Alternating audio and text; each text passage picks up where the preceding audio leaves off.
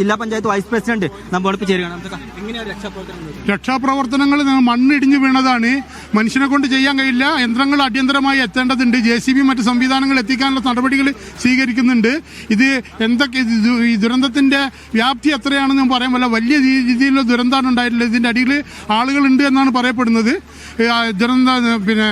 ദുരിതാശ്വാസ പ്രവർത്തനങ്ങൾ നടന്നുകൊണ്ടിരിക്കുകയാണ്.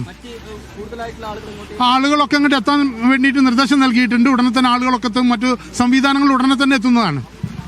ജില്ലാ പഞ്ചായത്ത് വൈസ് പ്രസിഡന്റാണ് ഇപ്പോൾ നമ്മോട് പ്രതികരിച്ചത്. എന്തായാലും കൂടുതലായിട്ടുള്ള രക്ഷാപ്രവർത്തകരെയും മണ്ണിടിച്ചിലാണോ അതല്ല ഉരുൾപൊട്ടലാണോ? കനത്ത മഴയുണ്ടായിരുന്നോ?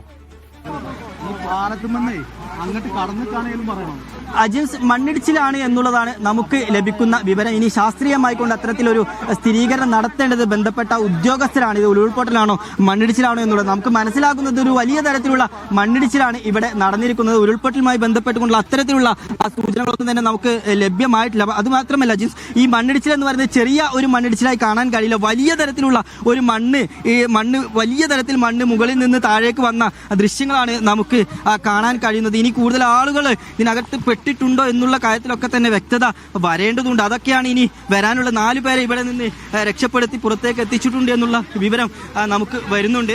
എന്തായാലും അല്പസമയത്തിനകം തന്നെ ബാക്കിയുള്ള വിവരങ്ങൾ കൂടി വരേണ്ടതുണ്ട്. ഇനി JCB, ഹിറ്റാച്ചി ഉൾപ്പെടെയുള്ള സംവിധാനങ്ങൾ എത്തി ഇവിടെ നിന്ന് ഈ മണ്ണ് പൂർണ്ണമായി നീക്കം ചെയ്തെങ്കിൽ മാത്രമേ ഇനി അതിന് കൂടുതൽ ആരെങ്കിലും ഇതിൽ അകപ്പെട്ടിട്ടുണ്ടോ എന്നുള്ള കാര്യത്തിലൊക്കെ തന്നെ വ്യക്തത വരികയുള്ളൂ. ആളുകളെ കുറിച്ച് വല്ല വിവരമുണ്ടോ? ആ വീട് തകർന്നിരിക്കുകയാണല്ലോ, ആ വീട്ടിലുള്ള ആളുകൾ എവിടെയാണ്? ശരി, എന്തായാലും മണ്ണിടിച്ചിലിൻ്റെ ഭീകരമായ ദൃശ്യമാണ് നാം കാണുന്നത്. സാധാരണ ഒരു മണ്ണിടിച്ചിലല്ല, ഒരു ഉരുൾപൊട്ടലിന് സമാനമായ ഒരു മല അപ്പാടെ ഒലിച്ചു വന്നിരിക്കുകയാണ്. അവിടെ ഉണ്ടായിരുന്ന ഒരു വെയിറ്റിംഗ് ഷെഡ് പോയിരിക്കുന്നു, ഒരു പള്ളി അപ്രത്യക്ഷമായിരിക്കുന്നു, വീട് തകർന്നിരിക്കുന്നു. എത്ര പേർ ആ മണ്ണിനടിയിലുണ്ട് എന്ന് ഇപ്പോഴും നമുക്ക് നിശ്ചയമില്ല. തൊഴിലാളികൾ എത്ര പേരുണ്ടായിരുന്നു എന്ന് അറിയില്ല. ആരൊക്കെ മിസ്സിംഗ് ആണെന്ന് അറിയില്ല. ഫൈസൽ, ആ തകർന്ന വീട്ടിലുള്ള ആളുകൾ എവിടെയാണ്?